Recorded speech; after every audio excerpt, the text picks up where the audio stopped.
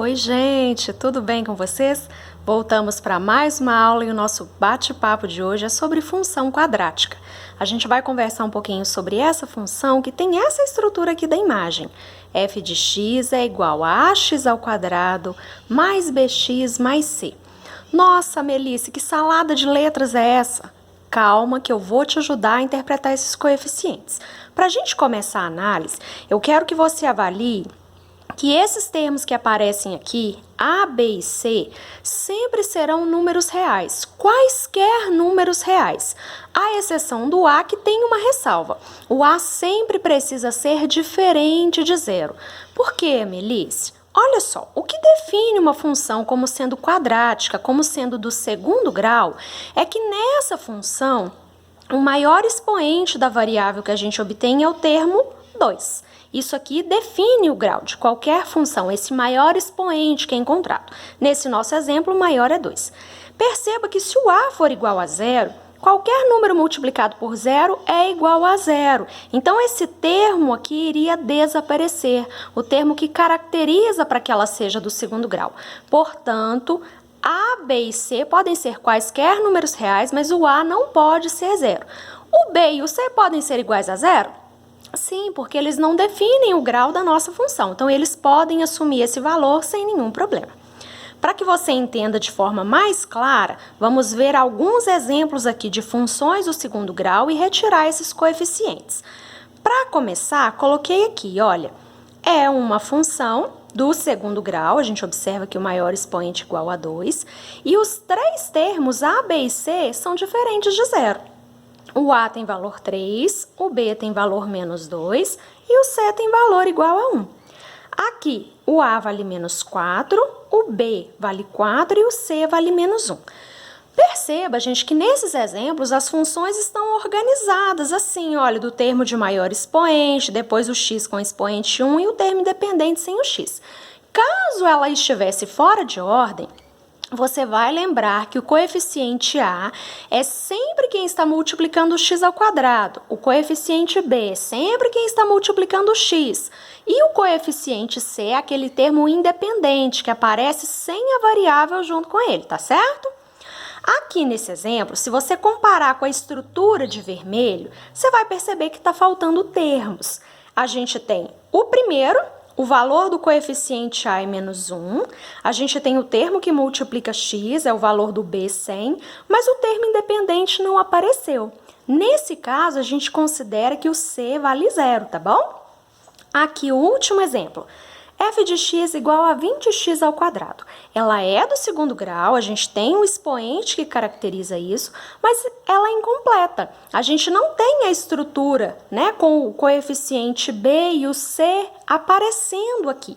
Se eles não aparecem, é porque o valor que eles assumem é igual a zero, tá bom? Vamos continuar agora, para frisar bem isso para você, sobre alguns exemplos de funções que não são do segundo grau, para você compreender bem essa diferença. Olha esse exemplo aqui. Nós já trabalhamos em aulas anteriores, é uma função do primeiro grau. Perceba que aqui a nossa variável é o x. Ele nem está com um expoente explícito, então eu considero que o expoente é 1. É uma função, portanto, do primeiro grau. Aqui no segundo exemplo, o maior expoente que a gente observa é 3, então ela é classificada como uma função do terceiro grau.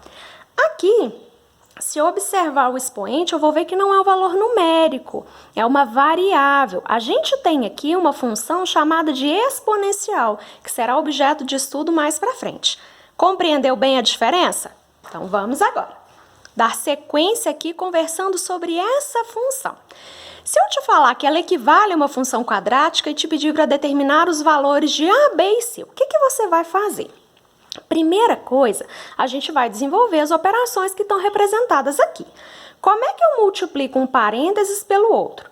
Vou pegar o primeiro termo desse parêntese e vou multiplicar por todo mundo do segundo. Então, vou fazer 2x vezes 5x, 10x ao quadrado. 2x multiplicado por menos 1, menos 2x. Agora, eu vou pegar o 3 e vou fazer a mesma coisa. Vou multiplicar por todo mundo que mora no outro.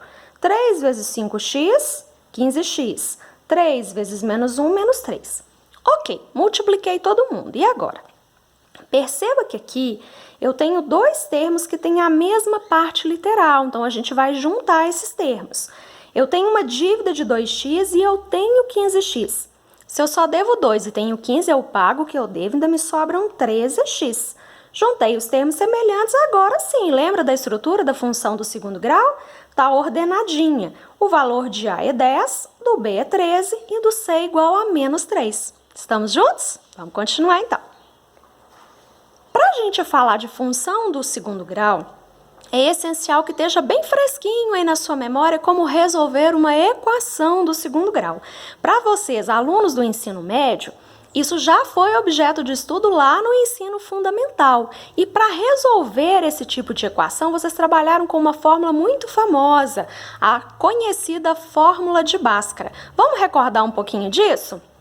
Coloquei aqui uma equação, ela está completa, olha, o valor do A é 2, do B 4 e do C menos 6. Como é que eu vou aplicar a fórmula de Bhaskara? Depois que você retirou os coeficientes, e eu quero chamar a atenção para a importância dessa etapa, porque a fórmula de Bhaskara é toda trabalhada a partir desses coeficientes. Se você pega esses valores errados, você vai perder o seu trabalho. Então, tenha uma atenção muito especial nessa etapa. Primeira fase da nossa fórmula de Bhaskara é calcular o valor do delta, que a gente usa esse símbolo aqui para indicar. Posso falar delta ou posso falar discriminante, dá na mesma, tá bom? Para calcular, a gente faz b ao quadrado menos 4 vezes o valor do A vezes o valor do C. No nosso exemplo, b vale 4, então vou substituir 4 ao quadrado menos 4 vezes o A, que é 2, e vezes o C, que é menos 6. Atenção aqui. Como esse termo é negativo, a gente não deixa dois sinais, aqui o de multiplicação e o de menos juntos. Então, necessariamente aqui com parênteses, tá bom? Potência tem prioridade. Vamos aqui, 4 ao quadrado, 16. Agora eu multiplico esses três valores, vem comigo. Menos 4 vezes 2 é menos 8. Menos 8 multiplicado por menos 6 dá mais 48. Somando esses dois termos, o nosso delta é igual a 64. Ok, primeira parte cumprida, vamos para a segunda. Na fórmula de Bhaskara, a segunda parte é essa que você vê aqui em destaque nessa caixa. X é igual ao oposto de B, mais ou menos a raiz quadrada de delta, isso tudo dividido por 2 vezes o A. Coloquei a equação aqui para a gente recordar os coeficientes, vamos substituir. Aqui, gente, sempre o oposto de B. Como o meu B nesse caso é 4 positivo, aqui eu vou usar menos 4, tá bom? Mais ou menos a raiz do delta. Antes a gente já encontrou esse valor, 64, então substituí. Dividido por 2 vezes o valor do A. Como o A é 2, então coloquei 2 multiplicado por 2. Ok, raiz quadrada de 64, 8. Perceba que aqui eu tenho mais ou menos 8. Se eu tenho um certo número, se eu somar 8, eu obtenho uma resposta. Se eu retirar, se eu subtrair 8, eu tenho um resultado diferente. Então, é por isso que a partir dessa etapa, a gente separa a nossa resolução no que a gente chama de x' e x duas linhas. É isso que eu vou fazer. X' eu vou considerar a raiz positiva, o mais 8. Então, coloquei aqui menos 4 mais 8. Se eu devo 4 e tenho 8, eu pago o que eu devo, ainda me restam 4. 4 dividido por 4 é igual a 1. Encontramos a primeira solução, ou raiz, que é a mesma coisa. X duas linhas, quem seria? Agora eu vou pegar a raiz negativa, eu vou pegar o menos 8. Menos 4 com menos 8 dividido por 4. Vamos pensar no nosso numerador aqui. Tenho dois números negativos. Eu tenho uma dívida de 4 e uma dívida de 8. Se você deve 4 num lugar e 8 em outro, ao todo você tem uma dívida de 12, tá bom? Uma dívida de 12 repartida igualmente para 4 pessoas é uma dívida de R$3 para cada um quitar. Encontramos as duas soluções aqui da minha equação, menos 3 e 1. Vamos para mais uma, que essa etapa é super importante. Só que aqui a gente precisa encontrar as raízes de uma equação que não está lá com aquela estrutura da equação do segundo grau. A gente tem, a princípio, o quadrado da soma de dois termos. Como é que eu vou fazer isso? Nós temos aqui no canal uma aula sobre produtos notáveis. A gente vai precisar desenvolver esse produto notável aqui para depois partir para a fórmula de Bhaskara.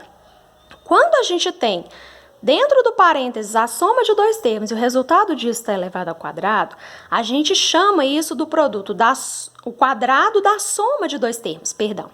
Para desenvolver, a gente realiza 3 etapas. A primeira delas, eu vou pegar o primeiro termo que aparece no parênteses e vou elevar ao quadrado. Então, vai ficar x elevado a 2. Segunda etapa, pego esse expoente que está aqui do lado de fora e vou multiplicá-lo de uma única vez pelos dois termos que eu tenho dentro do parênteses. Vamos lá. 2 vezes 2, 4. 4 vezes x, 4x. Última etapa. Pego o último termo do meu parênteses e elevo ao quadrado. 2 ao quadrado é 4. Ok, agora sim a gente tem uma equação ordenada do segundo grau, completinho. Vamos tirar os coeficientes aqui. O A, se ele não é explícito, é porque ele vale 1. O B vale 4 e o C 4 também. Vamos calcular o delta? Peguei o valor do B, levo ao quadrado. Menos 4 vezes o valor do A vezes o valor do C. 4 ao quadrado é 16. Menos 4 vezes 1, menos 4. Menos 4 vezes 4 é menos 16. 16 tiro 16, 0. Então, a gente tem aqui uma equação com discriminante nulo, igual a 0. Vamos para a segunda etapa? Vou aqui para a fórmula de Bhaskara. Vou pegar o oposto de B, então como B é 4 positivo aqui, eu uso o negativo, mais ou menos a raiz do delta que a gente acabou de calcular e viu que é 0. Tudo isso dividido por 2 vezes o A. Nesse caso, o A vale 1. Vem comigo aqui, a raiz quadrada de 0 é o próprio 0. Tenho mais 0 e menos 0. Então, eu separei aqui o mais 0 no cálculo do x' e o menos 0 no cálculo do x duas linhas. Vamos ver aqui? Menos 4 somado com 0 é menos 4. Menos 4 dividido por 2 é menos 2. Agora o x duas linhas. Menos 4 eu retiro 0. Continua menos 4. Somar ou retirar 0 não faz diferença alguma. Portanto, essa raiz aqui também será igual a menos 2. Nosso delta, sendo 0, sempre vai desenvolver um tipo de raciocínio assim, porque a soma ou a subtração não altera a nossa quantidade, tá bom? Então, aqui a gente encontrou um único valor, que é o menos 2. Para terminarmos essa série aqui, eu quero encontrar as raízes dessa equação. Apesar do primeiro membro já ter uma estrutura de uma equação do segundo grau, quero que você observe o segundo membro. Isso aqui, olha, não está igual a 0. Para a gente aplicar a fórmula de Bhaskara, é necessário que todas as operações do primeiro membro tenham sido desenvolvidas e que o segundo membro seja igual a 0. Se não for, nós precisaremos levar esse termo para o primeiro membro e efetuar as operações. Então, aqui, olha, o 9 está negativo. Para eu trazer ele para o primeiro membro, ele vem com a operação inversa, portanto, ele virá positivo. Vamos organizar os termos, ó, 9 mais 9, 18. Agora sim, a gente vai resolver a nossa equação. Se não tem um número de forma explícita multiplicando o x ao quadrado, considero que ele vale 1, tá bom? O A vale 1, o B menos 6 e o C vale 18. O que a gente faz agora? Vamos calcular o delta. Substituir aqui. Chamar a sua atenção para um detalhe. Quando você for substituir, seja aqui, seja no lugar dos coeficientes, se for um número negativo, use parênteses, combinado? Então, o valor de B ao quadrado, menos 4 vezes o A vezes o C. Vamos lá. Menos 6 ao quadrado é 36. Menos 4 vezes 1 é menos 4. Menos 4 multiplicado por 18 dá menos 72. Eu tenho 36 e eu devo 72. Obviamente, você continuará devendo. Sua dívida vai ser abatida, mas ainda restará uma dívida de 36, tá bom? Vamos parar para interpretar. O nosso delta é negativo. A nossa segunda etapa da fórmula de Bhaskara seria o oposto de B, mais ou menos a raiz quadrada do delta dividido por 2A. Perceba que no conjunto dos números reais essa etapa não seria possível, porque neste conjunto não há raiz quadrada do 36 negativo. Então, a gente não consegue desenvolver essa etapa. Sempre que o seu delta for um número negativo, você pode parar por aqui. Não é possível desenvolver, não é possível encontrar as raízes dessa equação. Portanto, a sua solução é um conjunto vazio, combinado? Vamos de forma resumida frisar algumas coisas importantes. No nosso primeiro exemplo, nós resolvemos uma equação que tinha delta positiva, era 64. Sempre que o nosso delta for positivo, resolvendo essa equação, nós encontraremos duas soluções reais diferentes. Aqui, olha, a gente achou o -3 e o 1. Qualquer equação com delta positivo tem duas soluções reais distintas. No segundo exemplo, nosso delta foi um número nulo, igual a zero. Como somar zero ou tirar zero não altera a nossa quantidade, o x' e o x2' são iguais. Portanto, sempre que o delta for igual a zero, a sua solução será uma ou duas iguais, combinado? Por fim, resolvemos uma equação que tinha delta negativo. Nesse caso, não chegamos às soluções, porque no conjunto dos reais não há raiz quadrada de número negativo. Resumindo, então, sempre que o seu delta for um número negativo, você não encontrará nenhuma solução real.